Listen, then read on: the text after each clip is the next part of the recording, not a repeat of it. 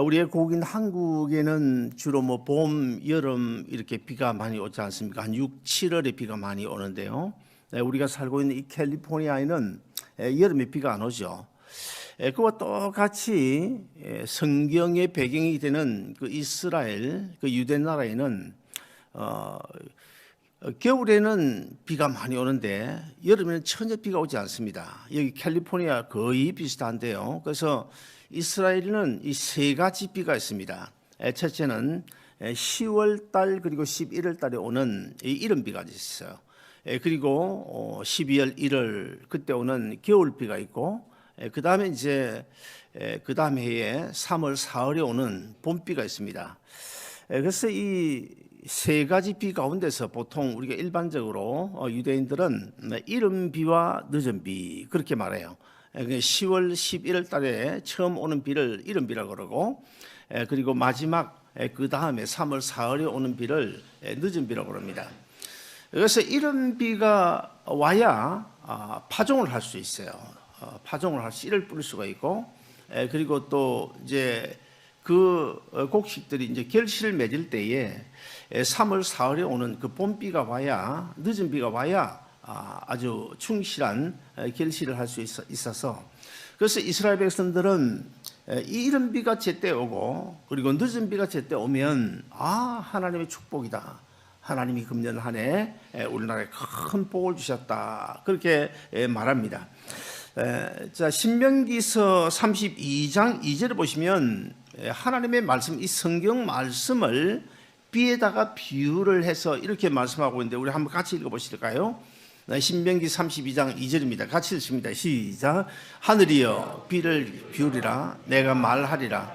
땅은 내 입의 말을 들을지어다. 나의 교훈은 내리는 비요, 나의 말은 맺히는 이슬이요, 연한 풀 위에 가는 비요, 채소 위에 담비로다. 자, 나의 교훈은 내리는 비요, 나의 말은 맺히는 이슬이요. 자, 비와 이슬은 하나님이 주신 그 은혜와 축복을 상징하고 있어요, 성경적으로. 그래서 이 하나님의 말씀과 교훈은 바로 비와 이슬과 같아서 우리 사랑하는 성도들에게 주시는 은혜와 축복이다, 성경 그렇게 말씀하고 있는데, 정말 그런 것 같습니다. 하나님의 말씀을 늘 묵상하고 살아가면 하나님께서 우리 삶 속에 큰 은혜와 복을 주신다는 사실, 믿음의 사람들은 누구나 경험할 수가 있습니다. 그래서 신명기 28장에 보시면 1절부터 64절까지 나오는데요. 그런데 거기 1절부터 14절까지 보시면 하나님의 말씀을 듣고 지켜 행할 때에 큰 복을, 각가지 복을 거기서 약속하고 있죠. 들어가도 나가도 복을 받고, 우향이도 복을 받고, 또 떡반죽 그릇까지 복을 받고, 내 자녀들이 머리가 될지언정 꼬리가 되지 아니할 것이라는 그런 많은 축복들이 기록되어져 있고, 대신에 15절부터 마지막 64절까지 아주 장문에 걸쳐서 거기는 저주들이 거기에 나오고 있습니다. 하나님의 말씀을 지켜 행하지 않을 때에는 이런 저주가 임하게 되고 또 저런 저주가 임하게 된다. 수없이 많은 내용들이 신명기 28장에 기록이 되어져 있는데요. 자, 이스라엘 백성은, 이스라엘 나라는 사막이죠. 거의 대부분 이 캘리포니아도 사막입니다만은 이스라엘 유대 지역은 사막인데, 사실 사막은 어떤 면에서는 죽음의 땅이라고 볼 수 있지 않습니까? 거기는 식물도 살 수가 없고 또 짐승도 살 수가 없고 아주 죽음의 땅입니다. 그런 죽음의 땅인 이 사막에도 하나님께서 비를 주시면 거기는 풀과 채소들이 자라게 되고, 그리고 또 나무가 자라게 되고 짐승이 서식을 하게 되는 것입니다. 우리의 심령도 사실은 그와 똑같습니다. 메마른 심령에 하나님의 말씀의 은혜가 우리에게 단비로 내리게 되면 우리의 삶의 현장 속에 놀라운 은혜와 축복이 나타나게 되는데요. 여러분 혹시 이런 경험들 해보셨습니까? 어느 날 밤에 아니면 이런 새벽에 일어나서 하나님의 말씀을, 성경을 읽는데 그날은 유독 다른 날과 달리 말씀이 그냥 은혜가 돼가지고 마음속에 그냥 기쁨이 넘치고 막 그러는 거예요. 그런 때 아마 분명히 있을 것입니다. 자, 그런 이제 하나님의 말씀의 은혜가 되게 되면 그때는 우선 첫째는 이 머리가 맑아지게 돼요. 머리가 참 이상해. 머리가 아주 맑아지는 그런 느낌을 받게 되고, 그 다음에 이제 내 영혼 깊은 곳에서 뭔가 샘솟듯이 아주 놀란 기쁨이 나타나게 되고, 그렇기 때문에 그 다음날 그날 하는 모든 일들 가운데 하는 일들이 힘들지 않고 그냥 아주 기쁨으로 일을 할 수가 있게 되는 것입니다. 자, 오늘 본문에서 하나님은 비를 구하라, 그리하면 소낙비를 주리라. 자, 무슨 말일까요? 비는 사실 소낙비에 비해서 똑같은 질이지만은 비지만은 소낙비보다는 그냥 비라 그러면 작은 양의 비도 의미하지 않겠습니까? 그러므로 너희가 비를 구하면 내가 비 정도겠느냐? 뭐 찔끔찔끔 비 주는 그 정도겠느냐? 내가 아예 그냥 소낙비를 내리겠다, 그런 이야기 아닙니까? 그러므로 이것은 어떤 면에서는 요한복음 24장에 나오는 그 하늘의 씨앗 비유와 우리가 비교를 할 수 있는데요. 하늘의 씨를 땅에 뿌리면 어떻게 됩니까? 분명 하늘 뿌렸는데 나중에 거두는 건 많은 그런 곡식을 거둘 수 있잖아요. 그와 같이 이것은 또 어떤 면에서 세상적으로 보면 경제의 원리라 그렇게 볼 수 있어요. 저는 경제학을 전공했기 때문에 경제의 원리가 뭡니까? 최소한의 비용으로 최대한의 효과를 거는, 이것이 바로 경제의 원리 아니겠습니까? 그와 똑같은 말씀입니다. 너희가 비를 구하라, 그리하면 내가 비 정도겠느냐? 내가 아예 소낙비를 내리겠다. 또 다른 말로 하면 무슨 뜻이 되겠습니까? 너희가 하나님의 말씀을 사모하라, 그리하면 내가 은혜와 복을 너에게 주겠다, 그런 말씀이 되겠습니다. 자, 그러면 오늘 본문 스가랴서 10장 1절을 우리가 다시 한 번 더 읽고 들어가겠습니다. 같이 읽습니다. 시작. 봄비 때에 여호와 곧 번개를 내는 여호와께 비를 구하라. 무리에게 소낙비를 내려서 밭에 채소를 각 사람에게 주리라. 자, 먼저 이 오늘 말씀 가운데서 우리에게 주는 한 두 가지 중요한 교훈인데, 첫째 하나는요, 당연한 것도 하나님께 구하라는 것입니다. 당연한 것, 특별한 것이 아니고 당연한 것도 하나님께 구하라. 봄비 때에 여호와 곧 번개를 내시는 여호와께 비를 구하라. 봄비 때에 무슨 말입니까? 비가 오지 않아서 아주 가물 때에 너희는 기도해야 된다, 그런 이야기가 아니고, 봄비 때에 3, 4월에 오는 이 봄비, 이 늦은 비는 반드시 이스라엘 백성들이 하나님의 말씀 아래서 그 말씀 지키고 하나님의 자녀로 하나님 자신과 살아가면 반드시 그 봄비는 오게 되어 있는데, 봄비는 당연히 오는 것이지만, 당연히 올 것이지만, 그래도 너희는 봄비 때 기도하라. 또 다른 말로 하면 너희는 별 문제가 있을 때 없을 때도 기도하라. 특별한 일이 있을 때만 기도하지 말고 특별한 일이 없을 때도 너희는 기도하라. 언제 어떤 경우에도 기도하라는 것입니다.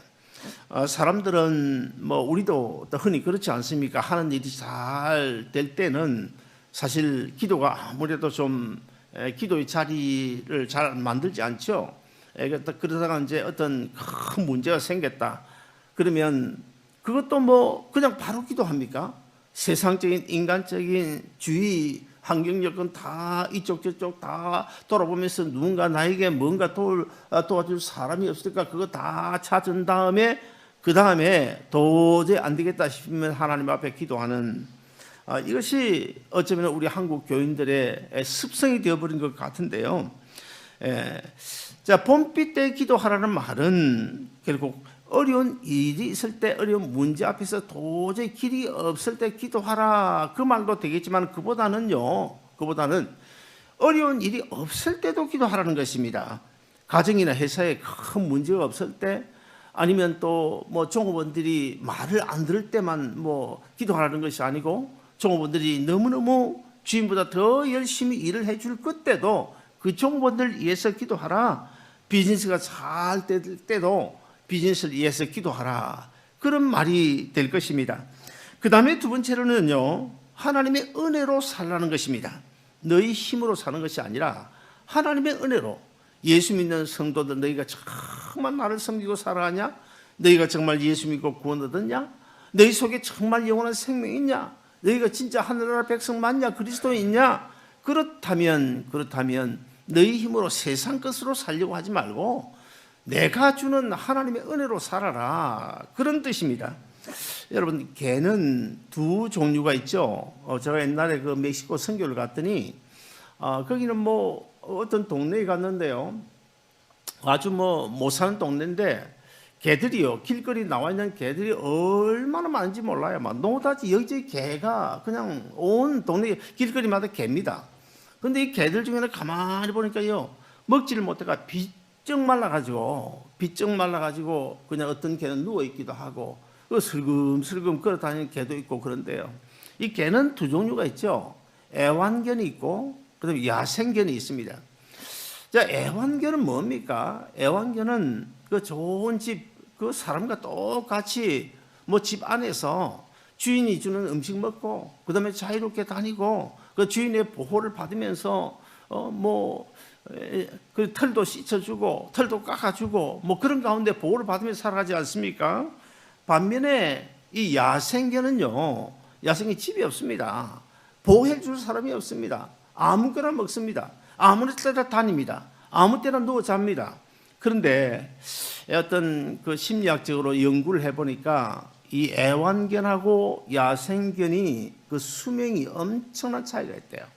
애완견은요 13년에서 15년, 많게는 18년까지 산대요. 그런데 이 야생견은요 7년에서 10년밖에 못 산다는 것 아닙니까?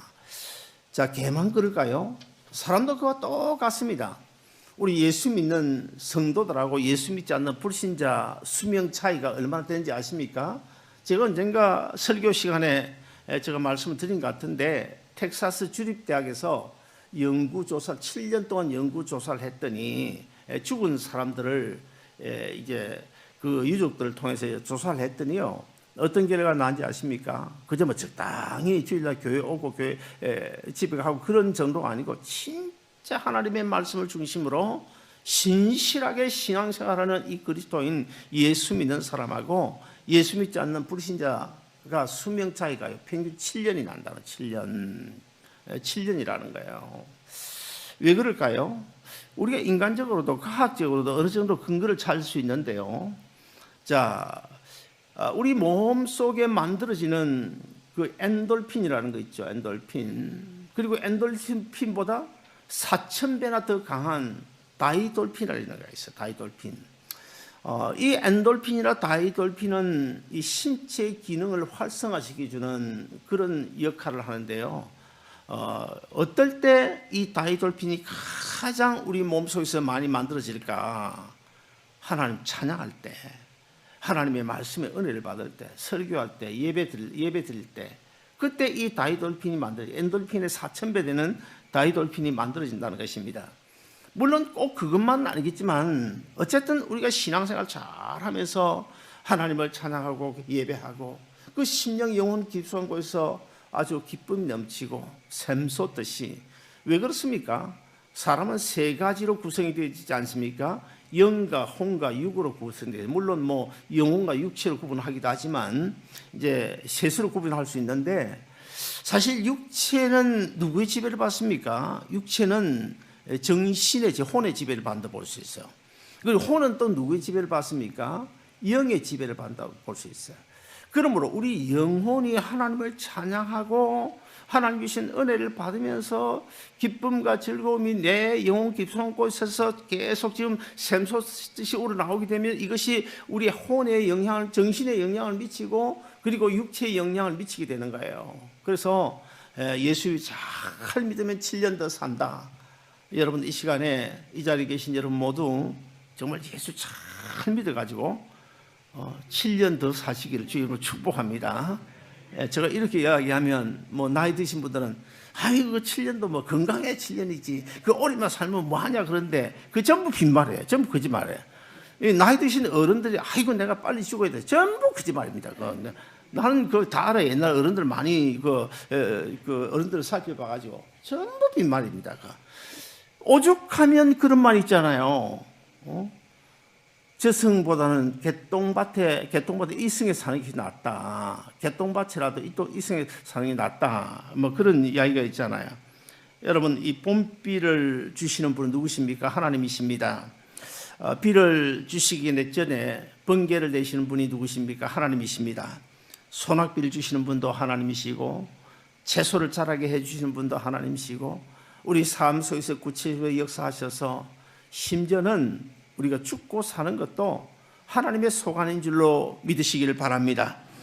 지난 날을 우리가 한번 살펴보면요, 어떤 사람들은 그렇게 생각할지도 몰라요.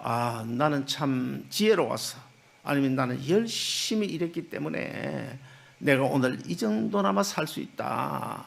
이 정도 돈 모았고, 이 정도 집 한 채 샀고, 이 정도 살 수 있다. 그렇게 생각할지 모르겠지만은 결코 그렇지 않습니다. 우리가 아무리 잘났어도요, 하나님이 우리에게 은혜 주시지 아니하시면 절대로 행복할 수 없습니다.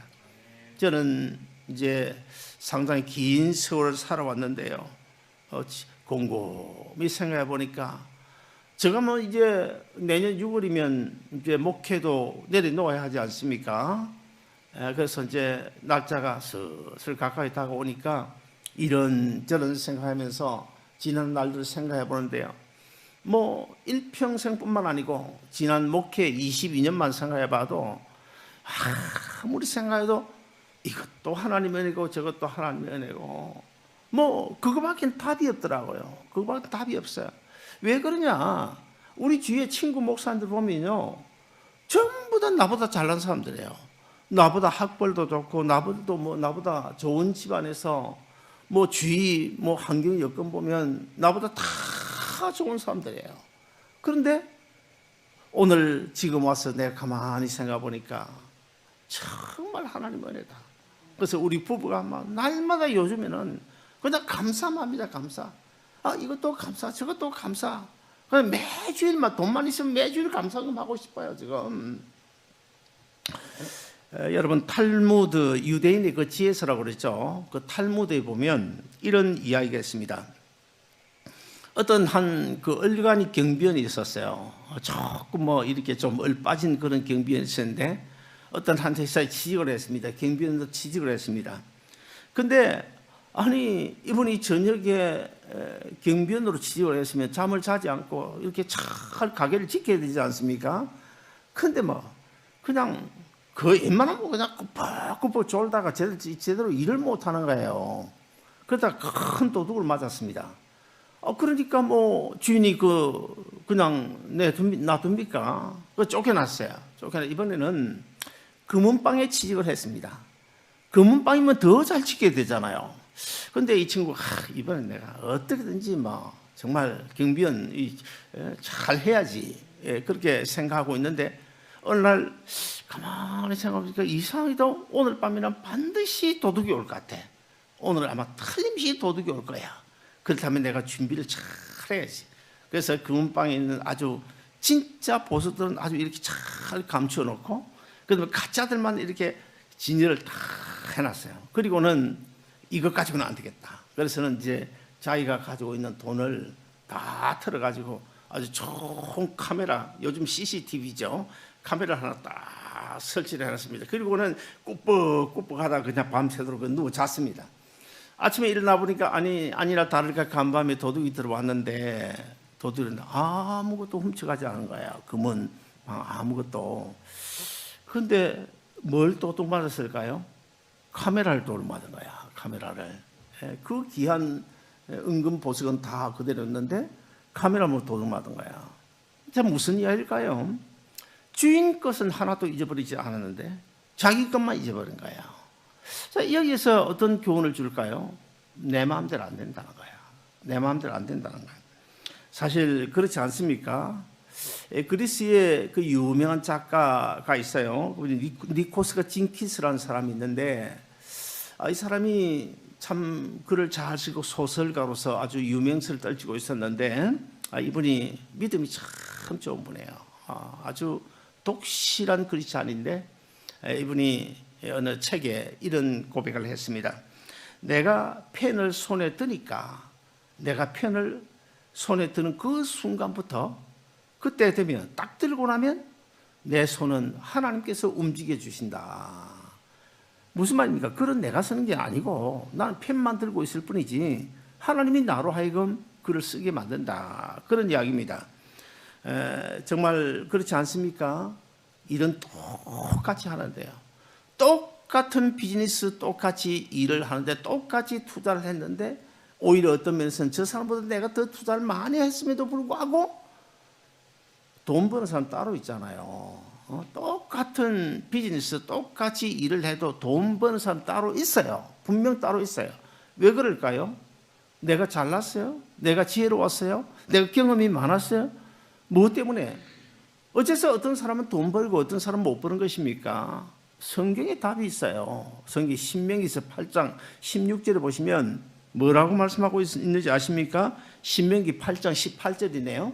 거기 보면 재물 얻는 능력은 하나님 주신다 그러죠. 재물 얻는 능력은 하나님 주신다. 돈 버는 거 그거 내 마음대로 안 된다는 거예요. 그래서 우리가 주위에 돈 버는 사람 보고 뭐 욕할 필요 없어요. 하나님이 능력 주셔서 돈 버는 거고 하나님이 능력을 주셔야 재능을 주셔야 된다. 여러분 모두에게 이런 은혜가 있기를 주의 이름으로 축원합니다. 자, 그런데 하나님이 원하심에도 불구하고 이 핑계 저 핑계 하면서 우리 경상도 말로 떼찌게 사는 사람들 있잖아요. 돈 1불, 2불, 10불 가지고 그냥 아둥바둥거리면서 사는 사람이 있지 않습니까? 그리고 우리 교회는 없겠지만은 우리 교회는 뭐 매주 구정금 1년 뭐 52주 안 나온 주 여러분 있습니까? 한번 있으면 한번 주보 한번 찾아와 보세요. 매주 구정금 성경음 하는데 다른 교회는 그렇지 않더라고요. 그렇지 않더라고요. 이번에 또 사실 작년 한 해 우리가 결산을 따져놓고 보니까 저도 깜짝 놀라고 우리 장로님들도 깜짝 놀라고 아마 여러분도 놀랐을 거예요. 이 어려운 코로나 불경기에 우리 노예 안에서도 번듯한 건물을 가지고 있는 교회, 그런 교회 한 3개, 4개를 제치고 세상 우리 뭐 건물이 있습니까? 뭐 사람이 많습니까? 다른 교회 사람이 우리 교회 2배, 3배로 많은 교회 다 제치고 정말 참 저는 생각해 보면 첫째는 하나님의 은혜가 크고 그 다음 둘째는 우리 교회 성도들이 정말 믿음 없으면 못 하거든요. 복음서에 보면 예수님께서 분명히 말씀하고 있잖아요. 물질이 있는 곳에 내 마음이 있다. 마음이 있으면 물질 그 따라오게 되는 거거든요. 그런데 돈이 아까워서 평생 구정금 10불 못하고 성교원금 20불 못하고 그런다고 해서 은행 잔고가 쌓아집니까? 또 쌓아지면 뭐합니까? 은행 잔고 늘어나면 또 뭐합니까? 어느 날인가 모르게 그 돈 터진 웅덩이처럼 다 그냥 새 나가버릴 수도 있는데 뭐 병 하나 오면 그거 무슨 소용이 있나요? 은행 잔고 만불이 모아놓은 거 무슨 소용이 있나요? 병 하나 오면 그거 다 나가는데 그렇지 않습니까? 사랑하는 여러분, 우리가 복음을 위해 살고 복음의 빚진 자로서 주의 영광을 위하여 살고 주님의 몸인 교회를 위하여 헌신하고 봉사할 때 내가 헌신하고 봉사하는 주님을 위해서 헌신하고 봉사하는 그 손, 내가 봉사하려고 손을 들면 그 손은 어떻게 해요? 하나님이 붙잡고 하나님이 움직여서 필요한 내 곳간 하나님이 채워주시고 내가 기도하는 모든 것 하나님이 들어주시고 내가 비를 구하면 하나님이 소낙비를 주시고 내가 말씀의 은혜를 구하면 우리에게 필요한 더 큰 은혜와 복을 주신다. 우리 다 같이 믿으시면 아멘 하십시다. 사랑하는 여러분, 우리 하나님은 우리가 비를 구할 때 소낙비를 주시는 분이십니다. 우리가 다른 사람을 위하여 기도할 때 내 소원이 이루어지는 줄로 믿으시기를 바랍니다.